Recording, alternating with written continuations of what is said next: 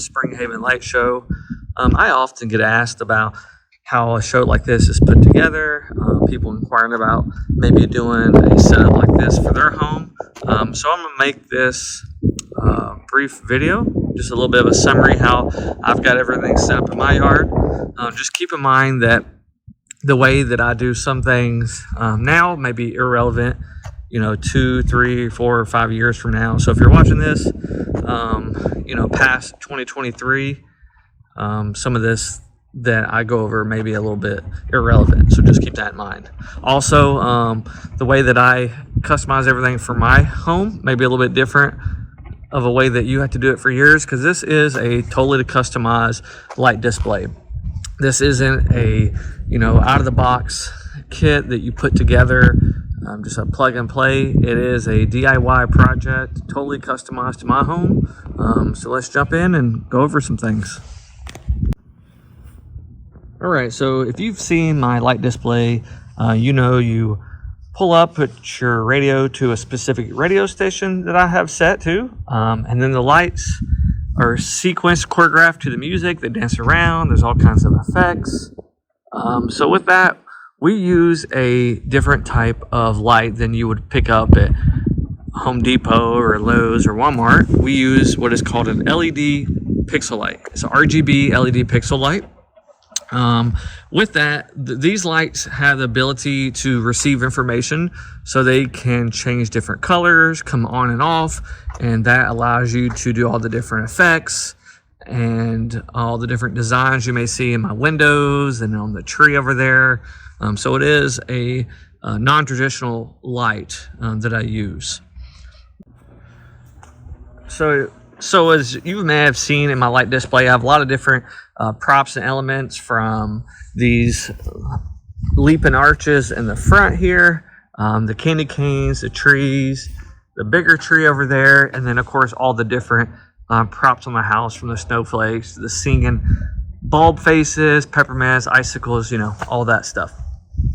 So for the most part, you can buy these different props, such as the candy cane, which is made of a plastic coroplast material, very similar to the material you see some of these yard signs made out of. So when you purchase these, they do have pre-punched holes in them that you buy the pixels, and then you insert a pixel into each hole. Okay, so different props take different amount of pixels. That candy cane there is, I believe it's 99 pixels. So for that, once I have all those pixels pushed in, I took a piece of rebar, I drove that into the ground, maybe 12 inches or less, and then I just zip tied the candy cane prop onto the rebar. And then also my pixel sticks here, similar process. I have this plastic material that I have purchased that has a pre-punch holes, and then I just cut those to the length that I wanted, and then I just zip tie those to the rebar there. I have 100 of those in my display right now. Also the arches here, once again, I buy this material. I insert the pixels into each pre-punch hole, and then I took a piece of PVC and I bent that to the shape of the arch, and then constructed some legs from PVC, and then some metal conduit there. There are a lot of people in this industry that does a lot of 3D printing of different parts that you can use for mounting purposes and whatnot. Same thing with the mini trees. You buy those with the pre-punch holes, insert the pixels in each hole. So that is some of the props in my yard. All right, so let's talk about how I have some of the props mounted on my home.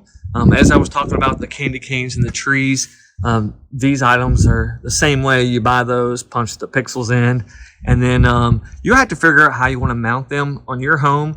Not everyone would have a brick home. Some people may have stucco or siding. So there are a lot of different ways to mount those.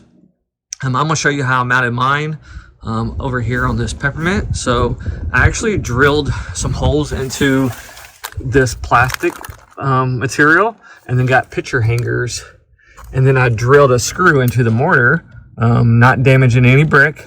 And I got some wire, and I just wire tied that to the screw, and I do that on the top and the bottom. And then also for the verticals on my house here, and then like the trim around the garage here, I have that same material I've been talking about, the coroplast. Also, as you can see, these lights have been up for 7 years. They're taking a little sun damage, but they still work really good. This is what it would look like without much sun damage. So what I've done with this is I got PVC and I cut it precisely to the length of my verticals or my garage. And then for my garage, I used a zip tie bracket. This was actually coming off because I only have those zip tie brackets secured up here now. But you can use these zip tie brackets. You can pick these up from Home Depot or Lowe's, and most of those have adhesive. I do have to change the adhesive out sometimes because it loses its adhesion, you know, after you use it so many times. But then I just stick that to the surface, and then I zip tie the PVC to the zip tie bracket. Now for the brick, what I do here, let me slide this up here. I have these, let me find one, here we go. I have a PVC clip that I drill into the mortar, and then that PVC just snaps into place. So it makes it real easy when you come back the following year to put everything up. Everything's kind of just snaps into place. However, all the configuration of the cords and whatnot can be a bit time consuming.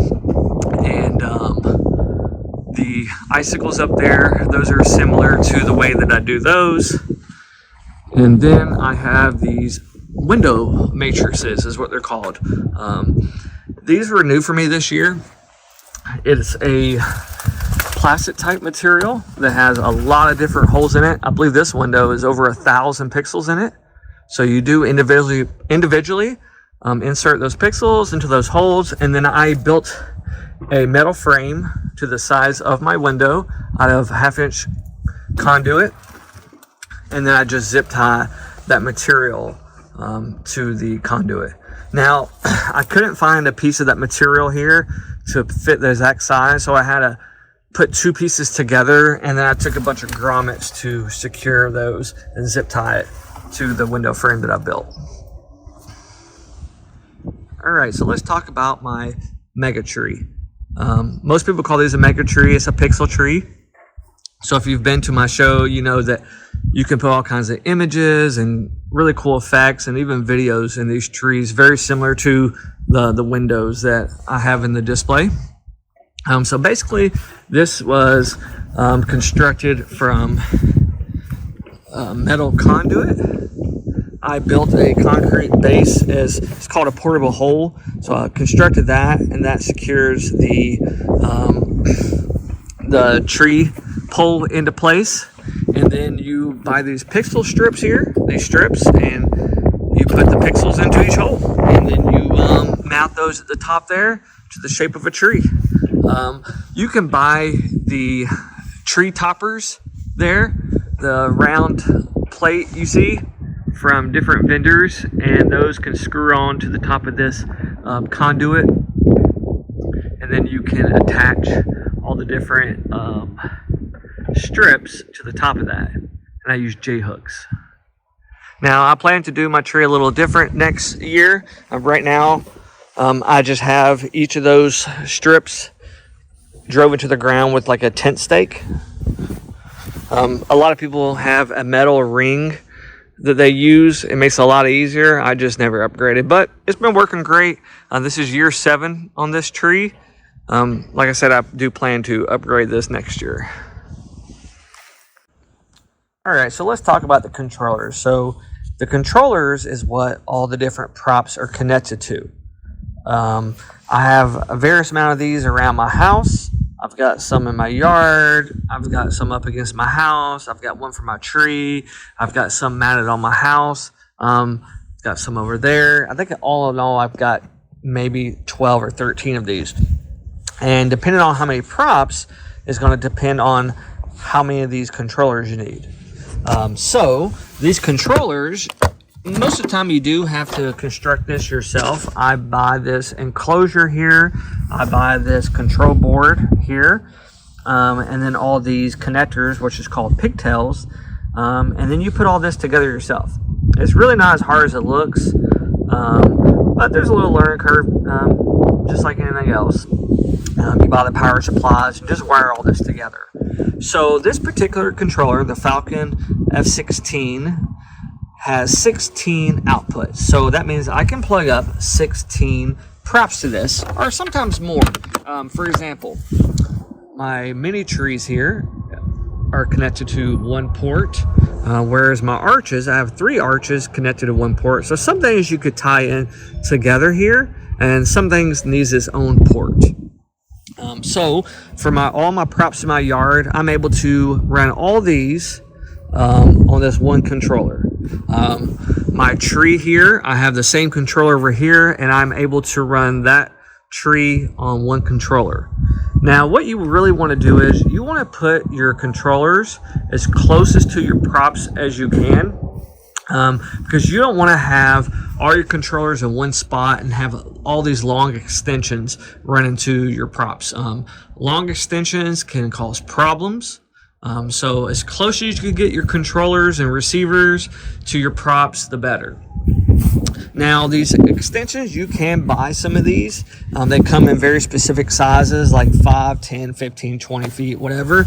But I actually built a lot of mine myself. I roll this wire, and then I cut it to size. That way there's a little bit less extra wire, better wire management. But I also have some pre-cut sizes as well that I purchased. So with that, I build a controller, I build my extensions, and then connect the props to the controller. Now, there's also receivers. So receivers are a little different. The receivers I use are also made by Falcon. They only have 4 outputs, but those work great when you're just trying to control a smaller amount of props. For example, the angel wings down there, I have 2 controllers down there, so I didn't need 16 ports. So those work great for more centralized locations. So I have a receiver there that's just controlling that window there. I've got some on my roof. So it depends on how your layout is. It's going to depend on if maybe you need a receiver in the area, which is 4 outputs, or a controller, which is 16 for the type that I use. And then you can actually connect those receivers to the controllers, or you could connect it to a F48 controller that I have in my garage, and I'll show you that. All right, so let's talk about how I have everything set up in my garage. This is the F48 that I was telling you about, that I have all my receivers connected to. And here's a closer look at one of the receivers. I do keep extras on hand. A little bit smaller than the controller that I showed you outside. It does have 1 power supply. And then here's the receiver. The receiver only has 4 outputs, so you can only connect 4 props to this particular receiver. And like I said, these are good to scatter around your house to make sure you have outputs as closest to the props as you can to eliminate long extension runs. So once you have these placed where they're going to be in your display, you have a Cat 5 or Cat 6 cable connected to these, which then they all run into my garage to this F48. So each one of these inputs, it looks like a phone jack almost, for a Cat 5 Ethernet plug. Each one of those represents a receiver that I have outside of my home. And then I have this network switch. As you can see, I have more Cat 5s going on here, and each one of those represents the controller that has the 16 ports. Okay, so I have this connected to the network switch, the controller is connected to the network switch, and then this I have connected to the Raspberry Pi. The Raspberry Pi is like a mini computer. This is where all the show information is stored. Acts as, like I said, a mini computer, and it sends all the information that I have loaded on this to the network switch, and then to the controllers, and then from the controllers and the receivers to the lights. And then also the sound output I have going to a FM transmitter, and I found an empty station, and then that broadcasts the music to your car stereo.